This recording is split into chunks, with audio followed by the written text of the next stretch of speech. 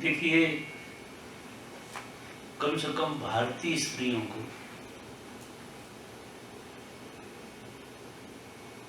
जिस ढंग का अंतस लेकर वो पैदा हुई है, वो जो बनावट है उनकी,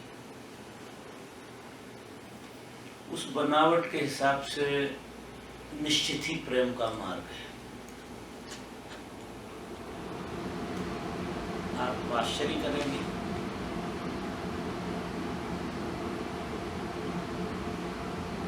किसी ने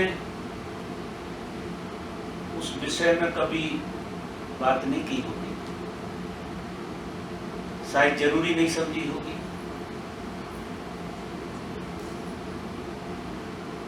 लेकिन सत्य ये है कि स्त्री के पास कोई कुंडलिनी का यंत्र नहीं है। उसकी बनावट, उसकी कभी कोई कुंडलिनी नहीं जानती। अगर वो इस तरह के प्रयोग करती है तो उसे ऐसा लगेगा कि उसका कुछ जान रहा है, लेकिन वो साइकिल होगा। और जब हमारे जीवन में कोई चीज साइकिल होती है तो निश्चित ही भय आता है। किसी भी ध्यान में आपको अगर बहुत ज्यादा भय पकड़ रहा है तो आप थोड़ी खोजबीन कर लीजिए, खासकर स्त्रियों के लिए, क्योंकि पुरुष के लिए भी भय आएगा, लेकिन पुरुष को प्रकृति ने ऐसी क्षमता दी है कि वो उसको क्रॉस करेगा। स्त्री हृदय प्रधान है, उसका इमोशनल सेंटर बहुत ज्यादा पावरफुल है। वो छोटी बातों को बड़ी करके देखती है। चीज बहुत छोटी होती है, लेकिन चूंकि वो इमोशन में जीती है तो उसे बहुत बड़ी बड़ी दिखती है, और खासकर नेगेटिव चीजें ज्यादा बड़ी बड़ी दिखती है। पॉजिटिव उसे थोड़ा छोटा दिखता है, लेकिन नेगेटिविटी वो इतनी लार्ज करके देखती है कि जितनी वो होती नहीं। प्रकृति की ऐसी व्यवस्था है कि उसको इस तरह के प्रयोगों में से गुजरने की जरूरत नहीं। अब कभी कभार कोई स्त्री बहुत बुद्धि प्रधान हो, जैसा कि पश्चिम में है, स्त्रियां करीब करीब बुद्धि प्रधान हैं, उनकी बुद्धि प्रधानता को तोड़ने के लिए इस तरह के प्रयोग कराए गए। कभी रोका नहीं गया और आज भी नहीं रोका जा रहा, और शायद इस विषय पर किसी ने गौर भी नहीं किया है, क्योंकि हम हमेशा ही लकीर के फकीर होते हैं। हमारी जिंदगी सीधी लकीर के फकीर की है। हम अपने से तो कुछ देखते नहीं कि हम अपने पर क्या प्रयोग कर रहे हैं, क्या परिणाम आ रहे हैं, कभी आजमाते ही नहीं। या तो हम इतने गहरे प्रयोग ही नहीं करते जिनसे कुछ ऐसा हो कि हमें समझ आए कि जी कुछ ठीक हो रहा है या गलत हो रहा है। स्त्री हृदय प्रधान, यही उसका सौंदर्य, स्त्रीणता उसका सौंदर्य। अभी दुर्भाग्य तो यह है कि स्त्रियों में स्त्रीणता हो रही, जो उनका सच पूछो तो सही आभूषण, लेकिन पुरुष की होड़ में चलते चलते चलते चलते स्त्री ने अपना सौंदर्य खो दिया। और जब स्त्री अपना सौंदर्य खोती है तो कभी भी तृप्त नहीं हो सकती। उसकी जीवन में इतनी अतृप्ति होगी कि वो तृप्ति की मांग ही करती रहेगी, क्योंकि आधी तृप्ति तो उसकी स्त्रीणता थी, वो स्त्रीण थी, और स्त्रीणता ही खो गई तो तृप्ति कहां से आएगी। तो अगर आपने कोई प्रयोग समझ कर नहीं किया और जैसा चल रहा है दुनिया में ऐसा करते रहे तो बहुत सारे प्रयोग सही परिणाम नहीं देते हैं और आप उलझ जाते हैं। मैं बहुत सारी स्त्रियों को जानता हूं इस तरह के प्रयोग करती हैं, शक्ति ध्यान करेंगे, कुंडली ध्यान करेंगे, फाइटर ध्यान करेंगे। ये तीनों ध्यान करीब करीब स्त्रियों को नहीं है। स्त्री को वो ध्यान करना चाहिए जिससे उसका हृदय खुले। अभी मेरी बात सुनकर आपको अचंभा लग रहा होगा, क्योंकि किसी ने ऐसा नहीं बोला है सभा में, शायद कोई नहीं बोलेगा, शायद किसी को पता भी ना हो। तो जैसा चल रहा है, अब हम क्या होता है कि एक तय कर लेते हैं, जो पुनः आश्रम में चल रहा है, जो शुरू हुआ है वही अंत है। असली में क्या था, ओशो ने जब धर्म की शुरुआत की थी तो नए धर्म की शुरुआत थी, और वो एक एक्सपेरिमेंट था। बहुत लोगों पे उन्होंने एक्सपेरिमेंट किया, और फिर जो बातें शुरू की थी वो बाद में उन्होंने बदली भी।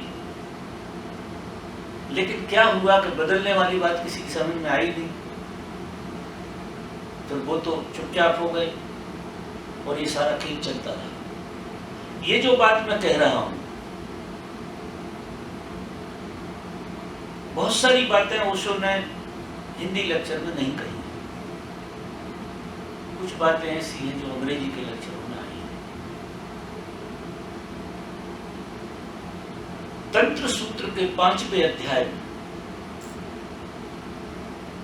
67 से 72 नंबर के प्रश्नोत्तर में ये पूरा विज्ञान खुला है। उन्होंने कहा कि मनुष्य जाति ने कभी स्त्री पर गौर ही नहीं किया।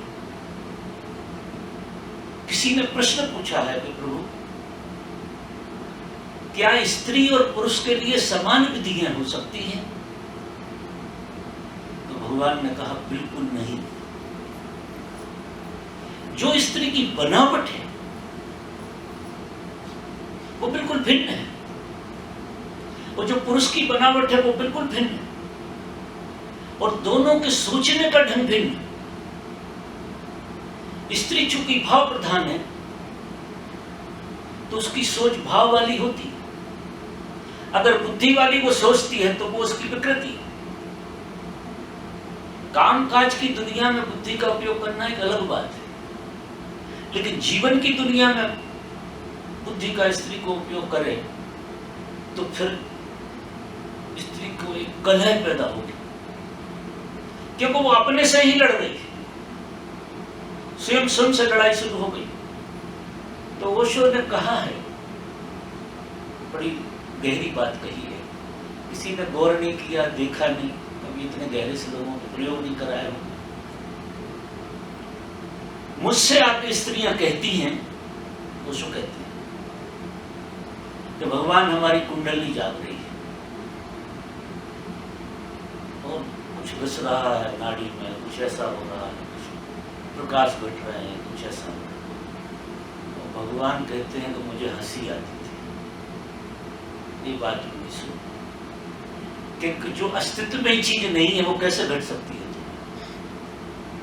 तुम्हारी नियति में नहीं है, तुम्हारी व्यवस्था ही में नहीं है वो चीज। फिर मैंने कोशिश की रोकने की कि नहीं ये गलत है, लेकिन क्या होता है कि एक बार तुम्हें किसी चीज का मजा आना शुरू हो जाए तो सदगुरु भी रोक लगाए तो तुम नहीं रोक पाते, तो उससे तुम एक अलग तरह का आभूषण बना लेते। तो मैंने भी प्रयास किया कुछ स्त्रियों के साथ कि ये ठीक नहीं है तुम्हारे लिए, लेकिन वो नहीं मानी, और बराबर मुझे खबरें मिलती रही कि किसी की कुंडली जाग गई, किसी की तीसरी आंख जाग गई। अब तीसरी आंख होती ही नहीं है, जागेगी कहां से? क्योंकि स्त्री की ऊर्जा हृदय के ऊपर जाती ही नहीं, ये नियति नहीं। स्त्री पूरी हो जाती है हृदय, उसे इतने पापड़ बेलने की जरूरत नहीं है जितने पुरुष को। पुरुष हृदय पे पूरा होता नहीं है, उसकी अस्मिता मरती नहीं, तो पुरुष को और आगे की यात्रा करनी होती है, दूसरे चक्रों में जाना पड़ता, बड़ी मेहनत करना पड़ती है पुरुष को, तब जाके वो कभी एक अवस्था को उपलब्ध होता है। जो काम स्त्री के लिए इतना सरल है वो पुरुष को बहुत कठिन, क्योंकि इस यात्रा में निश्चित ही भेद है स्त्री और पुरुष में, सोच अलग है। क्या होता है, स्त्री 2 और 2 5 कर कह सकती है, 2 तो 6 होते हैं कभी कभी उसकी भाषा में, वो इमोशन में जीती है। और 2 और 2 0 भी हो, 2 और 2 4 नहीं हुए तो झगड़ा हो जाता है। यही उपद्रव होता है स्त्री और पुरुष के बीच में। तो स्त्री जो समझती है जब पुरुष कहां कहां की बातें करता रहता है, आसमान की, चांद की, तारों की, और जिस जगह वो बैठी है वो वहां की बात कह रही है। स्त्री ज्यादा प्रैक्टिकल है, पुरुष हवा में बातें करता, राजनीति की बातें करेगा, पता नहीं कहां कहां बैठे साथ साथ, लेकिन अगर पुरुष बात करेगा तो पता नहीं कहां की कहेगा, जिधर बैठा वहां की बात नहीं करेगा, ना पहुंच जाएगा, पता नहीं कहां पहुंच जाएगा। और स्त्री कहती तुम ये फालतू की बातें क्यों करते रहते, तुम चुपचाप मेरे साथ बैठो, अपन मिलकर बैठे। वो उसे सुहाता नहीं है, क्योंकि उसकी प्रधानता बुद्धि की। जब तक बुद्धि का कैर्थासिस न कर ले तब तक उसे चैन नहीं आती।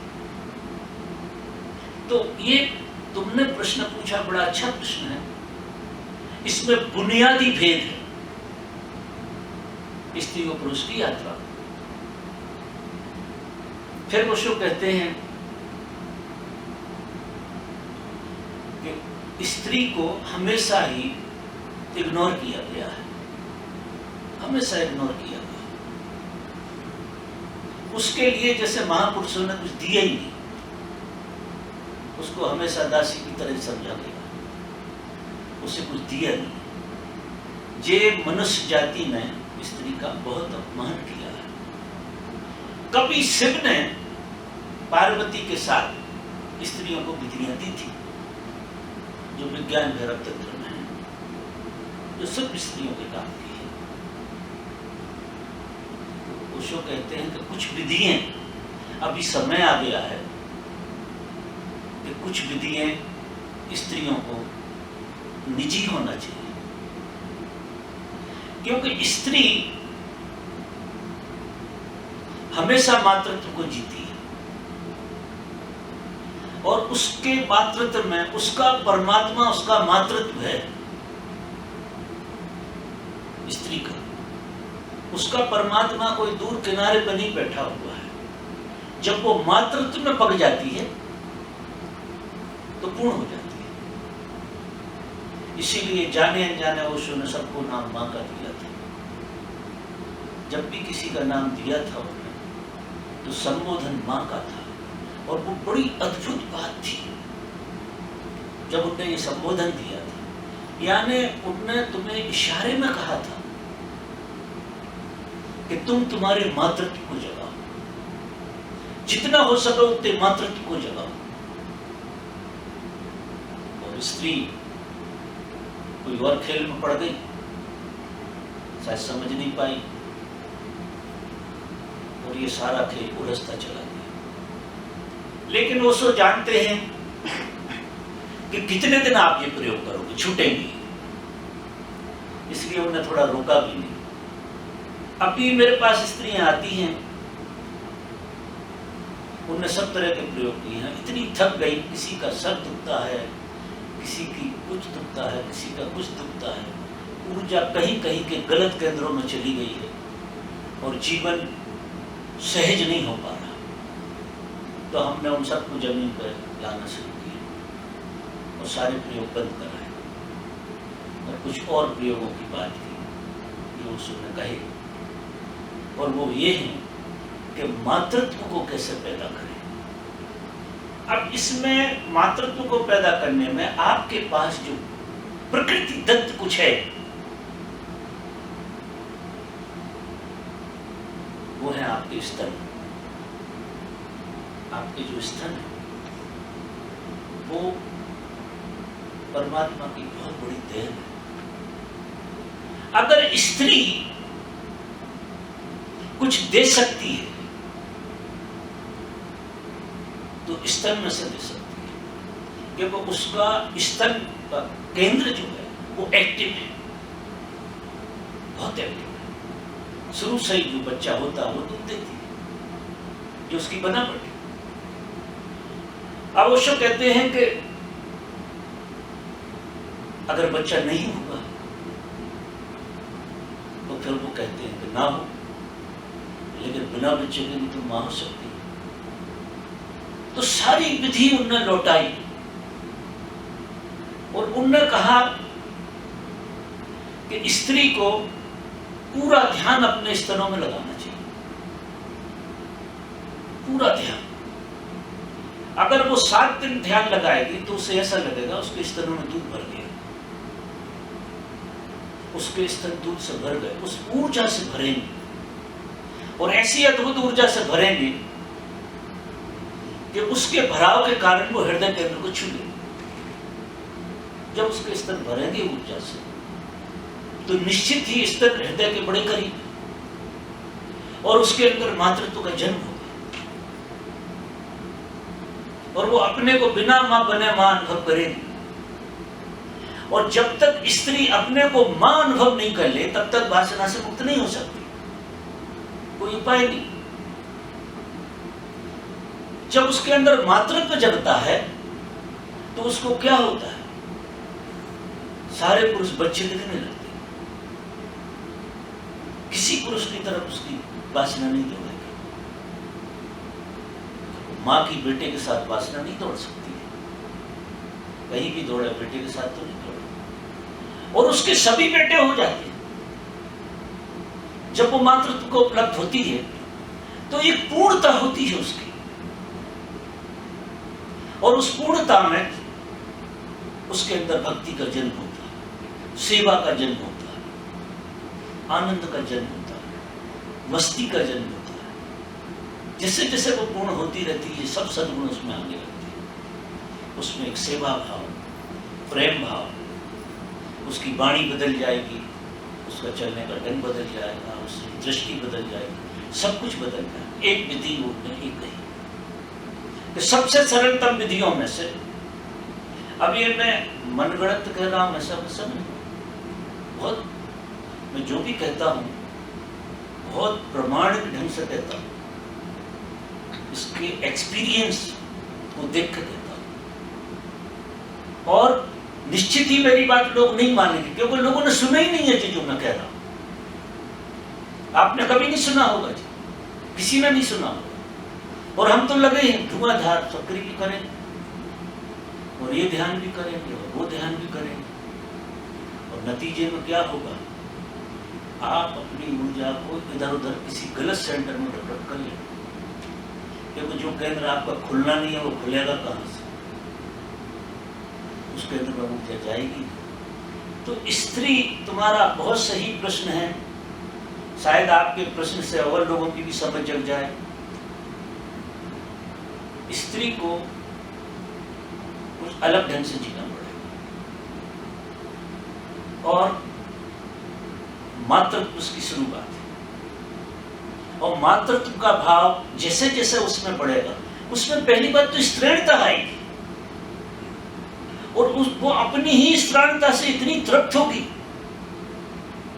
इतनी तृप्त, जैसे पुरुष जो है, जब पुरुष की थर्ड आई जगती है तो उसके अंदर एक पुरुष का, सही पुरुष का जन्म होता है और अपने पुरुष को जीता है, पूरे पुरुष को। थर्ड आई में जाकर वो पूर्ण होता है और अपने पुरुष को जीता है, और पुरुष को जीने का अपना एक आनंद होता है। पहले तो कोई स्त्री स्त्री होकर जी ले और पुरुष पुरुष होकर जी ले, फिर इसके पार धर्म शुरू होता है। अब यहां तो जय स्त्री है, स्थिति है कि ना स्त्री स्त्री है ना पुरुष पुरुष हो पाए, तो अतृप्ति तो बनी रहेगी। फिर पता नहीं तुम अपने पुरुष को कहां कहां पूरा करो और अपनी स्त्रीणता को तुम कहां कहां लेकर घूमो, और जिंदगी में अतृप्ति रहे। एक स्त्री बता दो, आप इतने दिन से ध्यान कर रही है, इतने दिन से ध्यान चल रहा है, एक स्त्री बता दो कि वो तृप्त हो। मैं हजारों लोगों में घूमता हूं, हजारों लोगों की दशाएं देखी हैं। कभी कभी तो ऐसा होता है कि साधारण दुनिया में जो औरतें रहती हैं वे ज्यादा स्त्रीण दिखती हैं। वो किसी की सेवा कर पाती हैं ठीक से, किसी से प्रेम कर पाती हैं ठीक से। यहाँ तो प्रेम के नाम पर वासना खड़ी होगी, क्योंकि गलत केंद्रों में अगर ऊर्जा आएगी तो यही परिणाम होने वाले। अगर आप में मातृत्व नहीं जगा तो वासना से बाहर जा नहीं सकती। और पुरुष में पूरा पुरुष पैदा नहीं हुआ तो वो परमात्मा से जुड़ नहीं सकता, क्योंकि हम अधूरे हैं। इसको पूरा करने के लिए ही तो हमने वासनाओं का आयोजन कर लिया है। समस्त तरह की वासनाओं से हम अपने को पूरा करना चाह रहे हैं, क्योंकि हम अधूरे हैं। तो ओशो की सारी टेक्निक ये है कि पुरुष पुरुष हो जाए और स्त्री स्त्री हो जाए, ओरिजिनल हो जाए, डुप्लीकेट नहीं, बिल्कुल सही हो जाए। तो उसमें पूर्ण स्त्रीणता जब आएगी तो उसका एक तो सौंदर्य बढ़ेगा, ऐसा सौंदर्य बढ़ेगा कि दूर से दिखेगी कोई स्त्री जा रही है, ऐसा सौंदर्य। और फिर वासना नहीं जगेगी देखने वाले, क्योंकि उस सौंदर्य में मातृत्व होगा, मां की गरिमा होगी। और वो मां की गरिमा जो है उसको सुरक्षित रखेगी। क्या हो जाएगा, उसके अंदर से भय बिल्कुल विदा हो जाएगा। मां को बेटों का कहां भय रहता है? किसी का भय रहा, बेटों का भय रहता है क्या मां? तो जब वो मातृत्व को उपलब्ध होगी तो सब में ये देखेगी, तो सब बच्चे सब में उसको बेटे दिखने लगे और वो वासना के परे हो जाएगी। और जब वो वासना के परे होगी तो उसमें भक्ति जन्मेगी, सच में ही उसमें प्रेम जन्मेगा, सच में ही उसमें सेवा जन्मेगी। कुछ ऐसा जन्मेगा कि उसे वो जन्म जन्म जीती रहे तो नहीं थकेगी। उससे मुक्ति की फिक्र नहीं है। स्त्री मुक्त नहीं होना चाहती, स्त्री के चित्त में मुक्ति है ही नहीं। स्त्री के चित्त में है प्रेम, वो प्रेम पूर्ण होना चाहती है। और प्रेम पूर्ण होने के लिए मातृत्व का होना जरूरी है, क्योंकि मां ही प्रेम पूर्ण हो सकती है।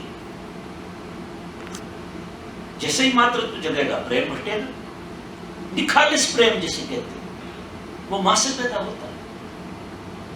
और किसी रूप में स्त्री होती है उसमें प्रेम नहीं घट सकता। जब वो मां रूप में होती है उसमें प्रेम घटता है। और धर्म की जो स्त्री है,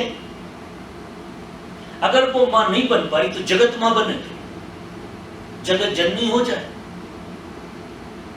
वो अपने में इतना मातृत्व पैदा कर ले कि सब बच्चे उसे उसके बच्चे लगे,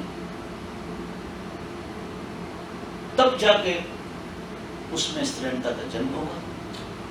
फिर इसके बाद उसमें भक्ति जन्मेगी, प्रेम जन्मेगा, आनंद जन्मेगा।